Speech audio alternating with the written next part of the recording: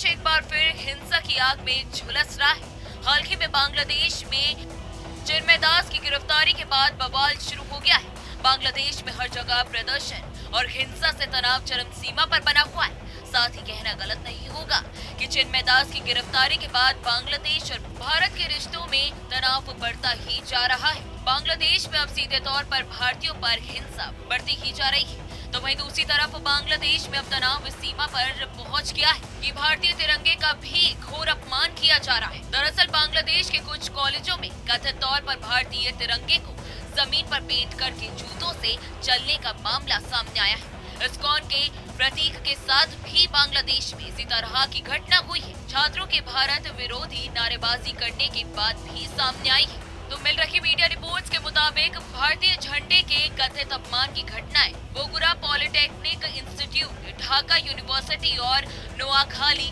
Science and technology university में हुई है। यहाँ छात्रों ने भारतीय झंडे को जमीन पर पेंट किया और फिर भारत विरोधी नारेबाजी करते हुए छात्र इसके ऊपर से गुजरे। इन छात्रों ने आसपास के लोगों से भी ऐसा करने के लिए कहा है। इसने दोनों देशों में तनाव को और भी ज्यादा बढ़ा दिया है। अब इस वाकये के बाद ही बांग्लादेश में रह रहे हिंदुओं का खून भी खौल उठा है।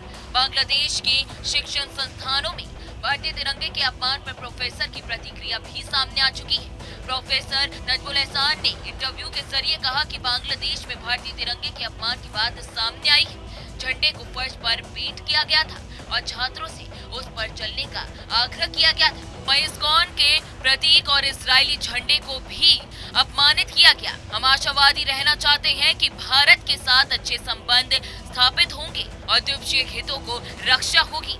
तो वहीं बांग्लादेश की अंतरिम सरकार में विदेश मामलों के सलाहकार का भी बयान सामने आया है। उन्होंने कहा इस साल 5 अगस्त के बाद बदले हुए हालात में ढाका और नई दिल्ली के बीच अच्छे संबंध स्थापित करने की उम्मीद कर रहे हैं।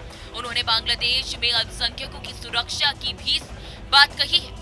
ये बयान दोनों देशों के बीच तनावपूर्ण माहौल के बीच आया है और इसको सकारात्मक संकेत भी माना जा रहा है। तो वहीं बांग्लादेश में इस हफ्ते की शुरुआत में हिंदू संत चिन्मय दास को गिरफ्तार कर जेल भेज दिया गया था। उनकी गिरफ्तारी के बाद कई शहरों में हिंसक प्रदर्शन हुए, जिसमें एक वकील की मौत भी हो गई। तो चिन्मय दास पूर्व में इस्कॉन से जुड़े रहे थे और ऐसे में इस्कॉन के खिलाफ लगातार प्रदर्शन हो रहे हैं। तो वहीं चिटगांव में वकील की मौत के बाद हिंदुओं के खिलाफ भी हमले जारी है। बहरहाल इस वीडियो में इतना ही। देश दुनिया की तमाम बड़ी खबरों के लिए आप हमारे साथ बने रहें और देखते रहें न्यूज नेशन। न्यूज नेशन अब व्हाट्सएप पर खबरों की ताजा अपडेट के लिए न्यूज नेशन के इस QR कोड को स्कैन करें।